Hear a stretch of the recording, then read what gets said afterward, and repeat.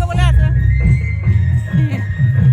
আজিৰ পৰা মানে 26 ডিচেম্বৰ আৰু 26 ডিচেম্বৰ 30 ডিচেম্বৰলৈকে ৰাজগড়ত আমি এখনি প্ৰদৰ্শনী আৰু বিক্ৰী মেলা আয়োজন কৰিছোঁ, গ্ৰন্থমেলাৰ আয়োজন কৰিছোঁ, ৰাস উদযাপন কৰিম আৰু এই অনুষ্ঠানত ৱৰ্কশ্বপ হ'ব, বিভিন্ন ধৰণৰ আলোচনা চক্ৰ হ'ব। আমাৰ উদ্যমীসকলে এই ৱৰ্কশ্বপ আৰু আলোচনা চক্ৰত অংশগ্ৰহণ কৰিলে তেওঁলোকে জীৱনৰ বাটত আগুৱাই যাবৰ কাৰণে সাহস আৰু প্ৰেৰণা পাব। অসম চৰকাৰৰ উদ্যোগ আৰু বাণিজ্য বিভাগৰ তৰফৰ পৰা এই গোটেই ব্যৱস্থাখিনি আমি শিৱসাগৰ, ডিব্ৰুগড়, তিনিচুকীয়া, ধেমাজি, চৰাইদেউ ইত্যাদি জিলাসমূহক সামৰি পিনি এইখিনি কৰিছোঁ।